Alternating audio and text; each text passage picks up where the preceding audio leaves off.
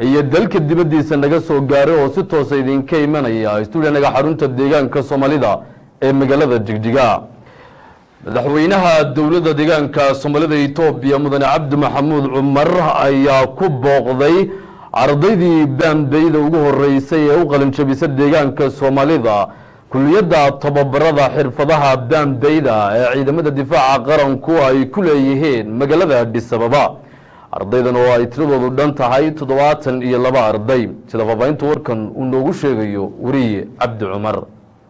madaxweynaha dawladda deegaanka Soomaalida Itoobiya madaxweyne Cabdi Maxamuud Cumar ayaa kulliyadda barashada muusiga baanbayda ee ciidamada difaaca qaranka ee magaalada Addis Ababa ku booqday baanbayda booliska deegaanka ee markii ugu horeysay u qalin jabisay deegaanka oo muddo 2 sano ku dhawaad wax ku baranayay kulliyadaasi baranayna xirfad muusigeedka baanbayda qaybaheeda kala duwan waxaana baanbaydan deegaanku ay salaan sharafeed diiran ku soo dhaweeyeen kuna salaameen madaxweyne Cabdi Maxamuud Cumar oo ay ku wehelinayeen komishineer ku-xigeenka komishinka booliska ku-xigeenka hoggaanka nabadgelyada ee deegaanka iyo sidoo kale taliyaha kulliyadda barashada xirfad muusigeedka baanbayda ee ciidamada difaaca qaranka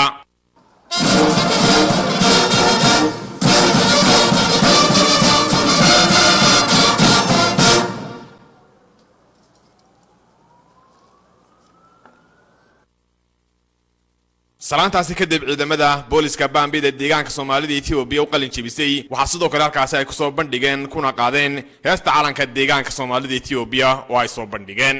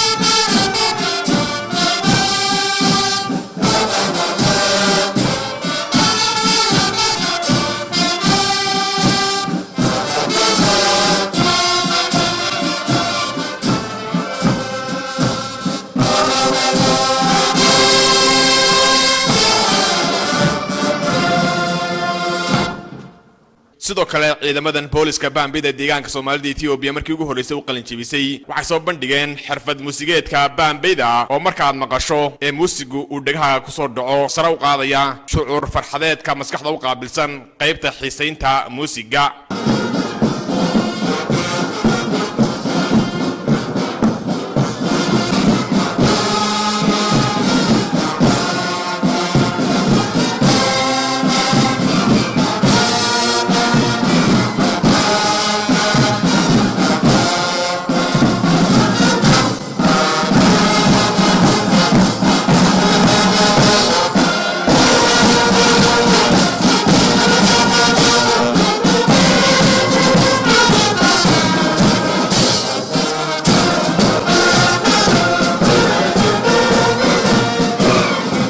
baanbaydan booliska deegaanka Soomaalida Itoobiya u soo qalin jabisay ay muujiyeen soo bandhigida xirfad muusigeedka baanbayda qaybaheeda kala duwan oo muddo sanad iyo 8 bilood ay si ka go'naansho u baranayeen isla markaana ku noqdeen baanbaydii ugu horeysay ee abid u soo qalin jabisa deegaanka Soomaalida Itoobiya waxaana baambaydan u qalin jebisay deegaanka Soomaalida Itoobiya tiradoodu ay gaadhaysaa 72 oo 12 ka mid ay gabdho yihiin diyaarna u ah in bulshada deegaanka ay ka habaqtiraan qaybta tumida muusiga baambayda oo aad iyo aad u xiiso badan kuna soo jiidanaysa isla markaana xukuumadda deegaanka diiradda saartay sidii ay u soo saari lahayd baambay tayo iyo xirfad leh isla markaana ka muuqda mashraxyada magaalooyinka deegaanka Soomaalida Itoobiya iyo sidoo kale magaalooyinka kale ee bariga Itoobiya